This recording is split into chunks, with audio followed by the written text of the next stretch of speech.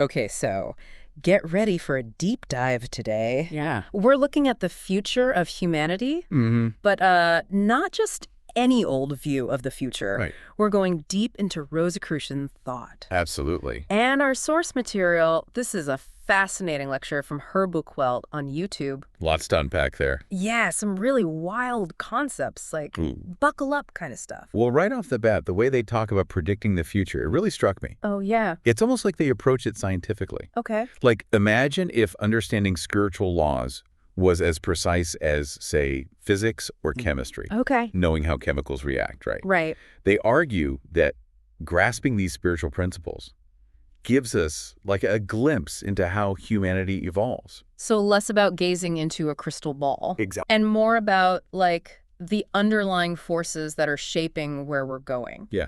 Yeah, it's about understanding those forces. Right. But, and they're very clear on this, it doesn't take away our choices. Okay, good, because predestination always gives me the creeps. Right. Think of it like knowing that certain chemicals will explode if you mix them. Yeah. That knowledge doesn't force anyone to mix them. True. We still choose what we do with that information. Okay, so free will intact, that's reassuring. But if we're talking about humanity's trajectory, where do the Rosicrucians see us headed? Well, they describe it as this cycle, this descent and ascent. Okay. They believe that humanity's been on this, like, downward swing, getting more and more into the material world. And they see our current era with industrialization and, everyone focused on me first as, like, the peak of that, or maybe the bottom, depending on how you look at it. Exactly. They call it rampant egoism. And it's interesting because they see this ego focus as having two sides. Okay. On the one hand, yeah, it's the source of things like self-reliance, our freedom, individuality, all vital things. Right. We don't want to go back to the Dark Ages. Exactly. But, and here's the other side, it can also be the root of so many problems. Selfishness, Totally. people being disconnected, lagging empathy, all those things that are causing issues in the world. It's true. The more we focus on our own little bubbles, the harder it is to see the bigger picture. But if we're stuck in this pit of egoism, how do we get out? Wishing for a better world isn't going to cut it. You're hitting on a key point. They really emphasize that simply wishing isn't enough. Right. We need something more. And for them, that something is, and I'm curious to hear your take on this, occult knowledge. Okay, occult knowledge. Now we're getting into some deep dive territory.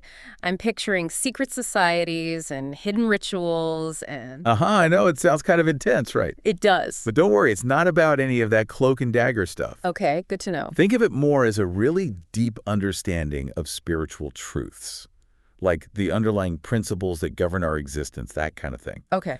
They argue that this kind of knowledge, it's what helps us truly grasp the root causes of so many things we see today.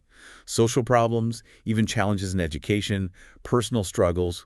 So it's like this deeper level of awareness, right? Like it gives you a more informed, a more holistic way to approach problems. Exactly. It's not about just putting Band-Aids on the symptoms. It's about addressing those root causes you mentioned. Okay, I can get behind that. And this all ties into their idea of what they call the sixth epoch, this big evolutionary shift they see humanity on the verge of. The sixth epoch.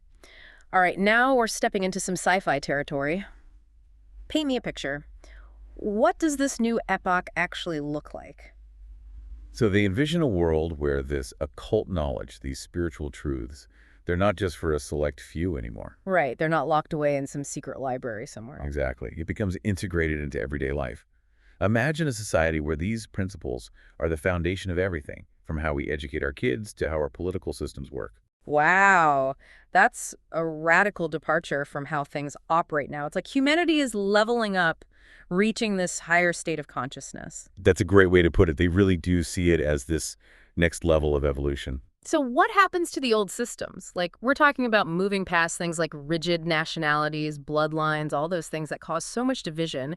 It's hard to picture that happening without some major upheaval.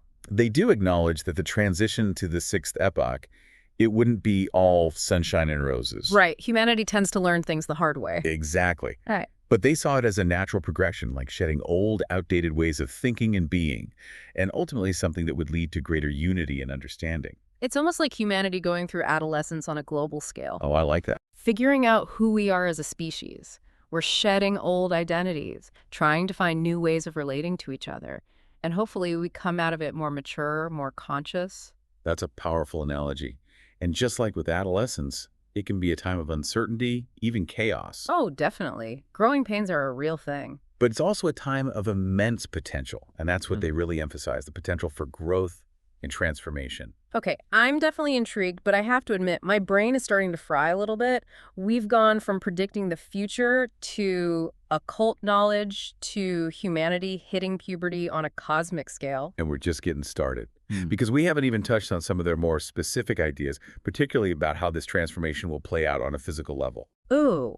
And what kind of specifics are we talking about here? Because I got to be honest, after all this talk about spiritual evolution, I need to ground myself in something a little more concrete.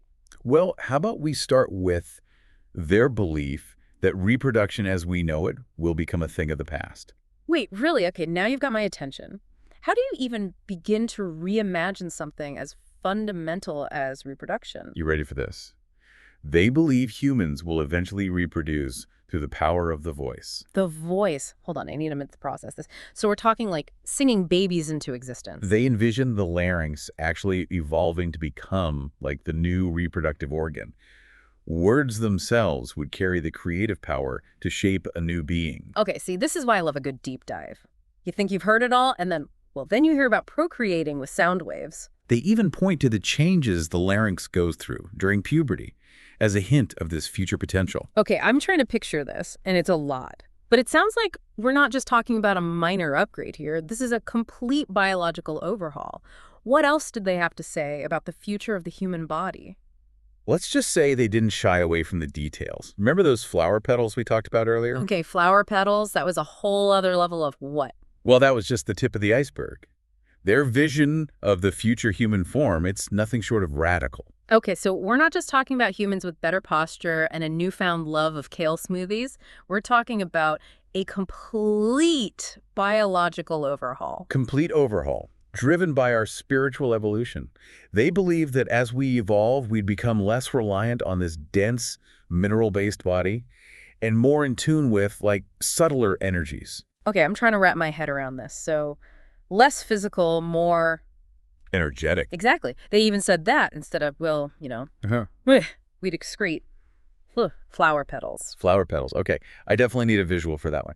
But it does speak to a fundamental shift in our relationship with the physical world, right? Yeah. Like we're becoming more integrated with nature, more aligned with its rhythms and processes. Precisely. And it goes even deeper than that. They believed that this transformation would change our very ability to control our physical forms. Imagine a future where we can heal ourselves with thought, enhance our abilities at will, and transcend the limitations of aging. So we're talking like telekinesis, but with our own bodies. That's some next level stuff. But what's the driving force behind all of this? Is it simply a matter of time, or do we have a role to play in this grand evolutionary scheme? That's where it gets really interesting. They believe that our thoughts are far more powerful than we realize, influencing not only our own future bodies, but also shaping the destiny of humanity as a whole. So positive thoughts, positive future. Materialistic thoughts, not so much. But how do we harness that power? How do we ensure we're thinking the right thoughts to create the future they envisioned? That's where the concept of occult knowledge comes back into play. It's not about judging our thoughts as good or bad, but about understanding the deeper principles that govern how they manifest in our lives and the world around us. It's about aligning our thoughts with our highest aspirations, both individually and collectively. And that requires knowledge, self-awareness, and a commitment to personal growth. So it's not just about sitting around meditating on world peace. We actually have to put in the work, both internally and externally. Absolutely. And that's where things get really practical. Because the Rosicrucians weren't just armchair philosophers.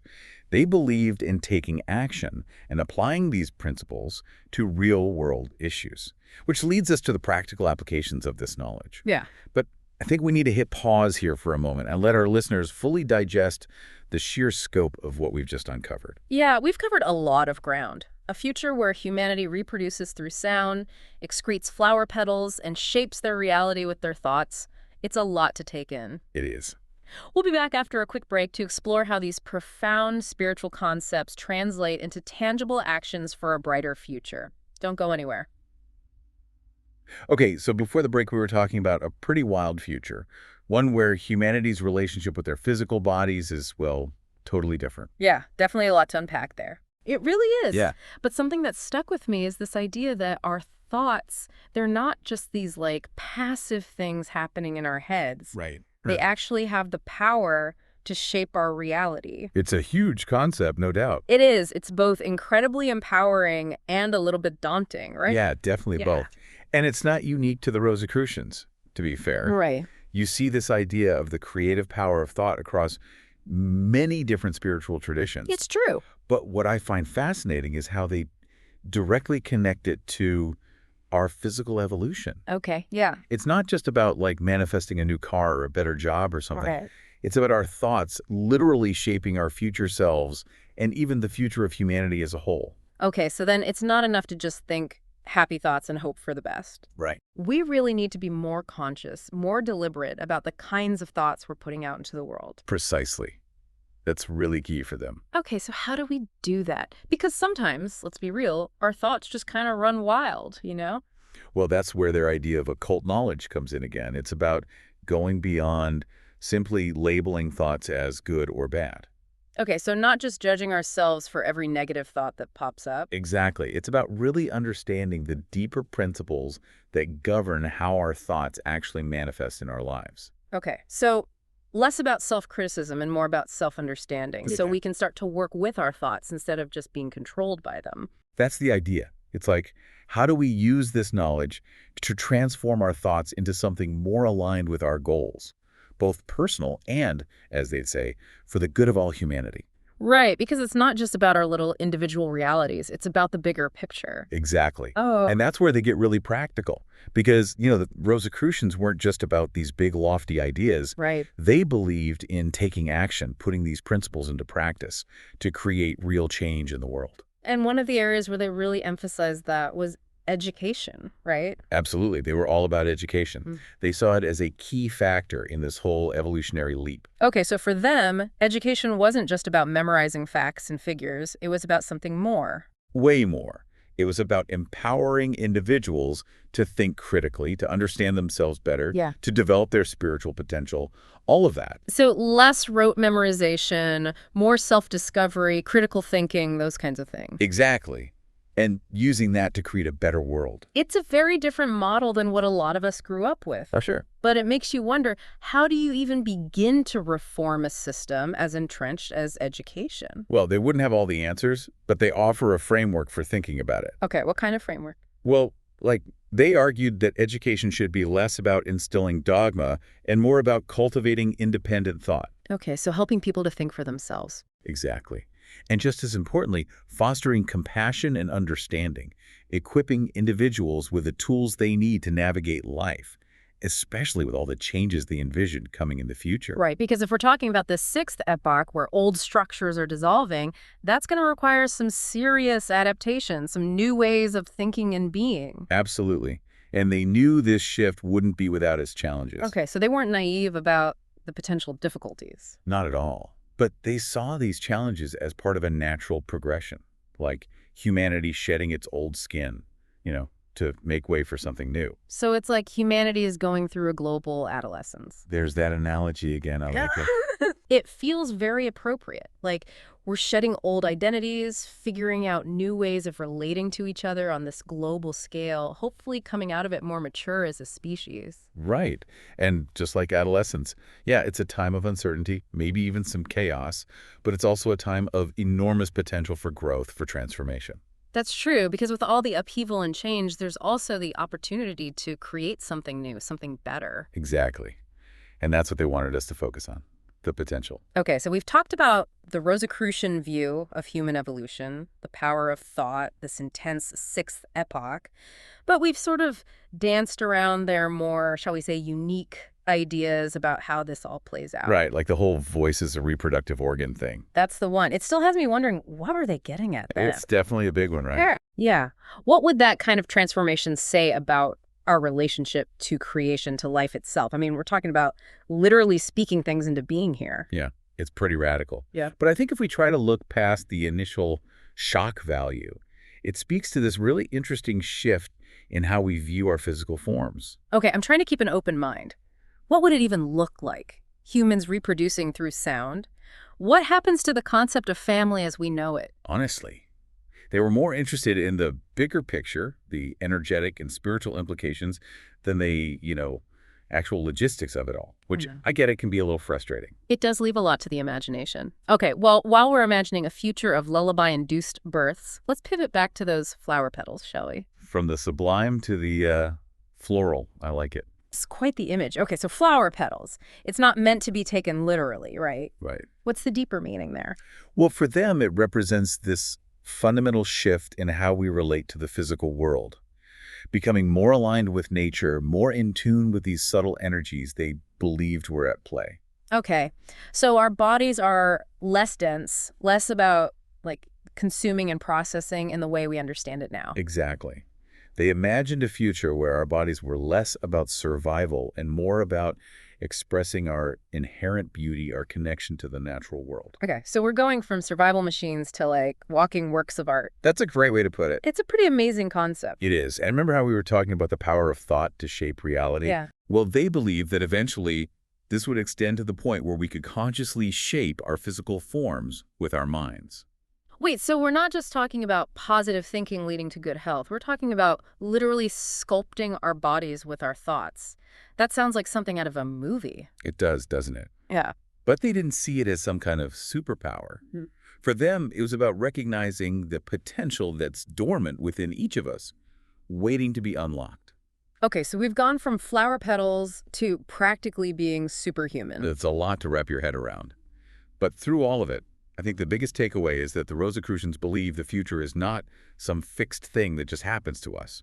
It's something we are creating through our choices, our actions, and above all, our thoughts. So we have a say in how this all unfolds. That's what they believed. That's both empowering and a little terrifying, wouldn't you say? A little bit of both, for sure. So where do we go from here? I mean, we've got this massive potential to shape the future, but with everything changing, where do we even start? That's the big question, right? And it's Yeah. one that I think they would say takes a lifetime, maybe even many lifetimes, to fully answer. Okay, so no easy answers. Not necessarily, but they did offer some guidance, some practical steps we can take to align ourselves with this vision of a more harmonious, more evolved humanity. And I think those are worth exploring. Right, because as amazing as all this sounds, it doesn't mean much if we don't know what to do with it, right? Exactly. So how about we shift gears and delve into those practical steps? Sounds like a plan. Let's do it. Okay, so we've been on quite the journey with this Rosicrucian view of the future. It's a lot to take in, that's for sure. It is. But I have to admit, it all feels a bit theoretical, you know? I get that. It can feel a bit overwhelming. It does. Like, how do we actually apply these ideas in our everyday lives? It's not like we're all going to start, excreting flower petals tomorrow, no matter how hard we try. Right, haha. Probably not. It's true, though, that any big vision of the future needs a bridge to the present.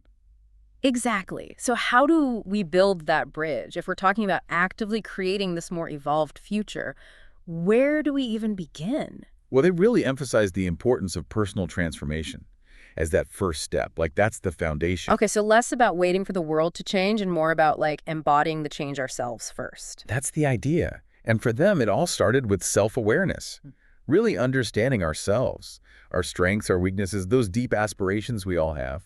So a little introspection is in order. Time to dust off those journals and meditation cushions. Exactly. But it goes beyond just the quiet reflection part, too. The Rosicrucians were big on taking those spiritual principles and applying them to real-world things. Oh, interesting. So how did that work? What did they see as the real-world applications? Well, for example, they put a lot of emphasis on service, like using your unique talents and abilities to contribute to the betterment of humanity, that kind of thing. Okay, so finding that sweet spot where your passions and the needs of the world intersect. Exactly. It's about figuring out how your individual purpose fits into the bigger picture of things. Mm. And they believe that when enough people start doing this, it creates this ripple effect, this collective shift in consciousness that really starts to pave the way for a new era. So it's not just about waiting for some grand cosmic event. We actually have a role to play in it. Absolutely. It's about each of us taking responsibility for our own evolution, and in doing so, contributing to the evolution of everyone. So the sixth epoch, it doesn't just happen to us. It's something we're actively creating together. One choice, one act of service, one thought at a time. That's a great way to put it, and it gets to the heart of their message. The future isn't some fixed thing. It's something we are actively shaping every step of the way. That's a powerful message. And it makes you realize that even if some of their more, shall we say, out there ideas about the future take a while to wrap your head around, the core message is incredibly relevant. It is. It's about recognizing the power we each have to create a better world for ourselves and for everyone. And that's something I think we can all get behind. So on that note, we've reached the end of our deep dive into the Rosicrucian perspective on the future.